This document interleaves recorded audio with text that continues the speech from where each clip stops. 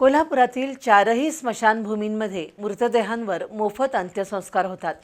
मात्र त्यासाठी महापालिकेला एका मृतदेहाच्या दहनासाठी 3 ते 4 हजार रुपये खर्च करावा लागतो।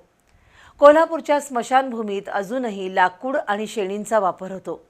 त्यातून प्रचंड धूर निर्माण होत असून जळणासाठी लाकूड वापरणं आता परवडणारं नाही। त्यामुळे पंचगंगा स्मशानभूमीतील गॅस आणि इलेक्ट्रिक दाहिनीचा वापर वाढवणं ही काळाची गरज बनली आहे। त्यासाठी मुळात नागरिकांची मानसिकता बदलणं गरजेचं आहे।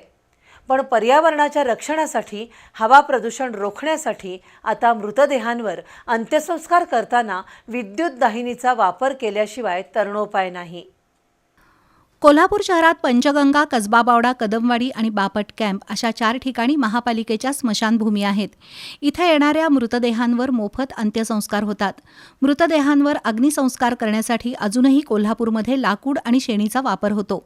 वर्षाला सरासरी 4.5 ते 5 हजार मृतदेहांवर अंत्यसंस्कार होतात।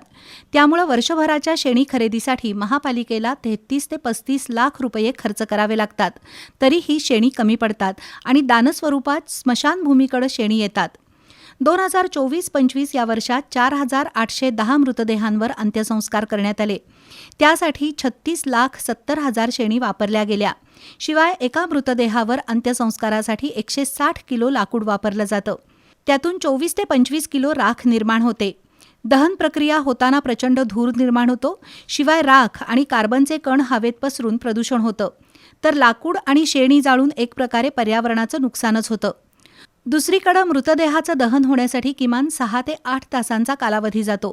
अशावेळी अनेकदा स्मशानभूमीत मृतदेहांचं दहन करण्यासाठी बेडच उपलब्ध नसतो। अशा परिस्थितीत सन 2009 मध्ये कोल्हापूर स्मशानभूमीत डिझेल दाहिनीची संकल्पना पुढे आली। 2017 पर्यंत ही डिझेल दाहिनी कशीबशी सुरू होती, पण त्यातूनही धूर निर्माण व्हायचा। शिवाय डिझेल दाहिनी वापरण्यास लोक तयार नसायचे। त्यानंतर गॅस आणि इलेक्ट्रिक दाहिनीची संकल्पना अस्तित्वात आली। कोरोना काळात हीच गॅस आणि इलेक्ट्रिक दाहिनी स्मशानभूमी कर्मचाऱ्यांसाठी आधारवत ठरली। या दाहिनीमध्ये 540 ते 560 टेम्परेचरमध्ये केवळ 1.5 तासात मृतदेहाचं दहन होतं। त्यामुळे वेळेची बचत तर होतेच, पण हवा प्रदूषण रोखण्यासही मदत होते। गेल्या वर्षभरात 100 पेक्षा अधिक मृतदेहांवर गॅस दाहिनीमध्ये अंत्यसंस्कार झाले आहेत। हे प्रमाण वाढवणं गरजेचं आहे। अजूनही कोल्हापुरात पारंपरिक लाकूड आणि शेणींचा वापर करून अंत्यसंस्कार करायचे अशी भावना कायम आहे।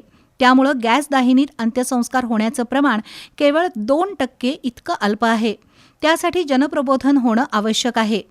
त्या महापालिकेने बरेच वर्ष झाले गॅस दाहिनीबाबत जनजागृती चालू केली होती, पण सध्या मागील वर्षात आता नवीन गॅस दाहिनी, विद्युत दाहिनी चालू केलेली आहे। यामध्ये बऱ्याचपैकी आता लोकांनी याला प्रतिसाद द्यायला चालू केले आहे। माझी एक आपल्या कोल्हापूर जनतेला, तसेच आपल्या कोल्हापूरच्या संस्था, सामाजिक संस्था मंडळे यांना एकच आमचं निवेदन आहे किंवा आमची विनंती आहे की इथून पुढे गॅस दाहिनीमध्ये आपल्या लोकांनी अंत्यविधी केली तर आपल्याला पर्यावरणपूरक होईल आणि बाकीच्या गोष्टी, हवा प्रदूषण होणार नाही, पाणी प्रदूषण होणार नाही। तरी पूर्ण आमच्या कोल्हापूर जनतेला कायम आम्हाला सपोर्ट असतोच त्यांचा। तरी ह्यावेळी देखील त्यांनी आम्हाला इथून पुढे देखील असे सहकार्य करून गॅस दाहिनीमध्ये जास्त प्रमाणात अंत्यविधी होतील असा प्रतिसाद द्यावा। मृताच्या नातेवाईकांनी जागरूकता दाखवून गॅस आणि विद्युत दाहिनीचा वापर केला पाहिजे।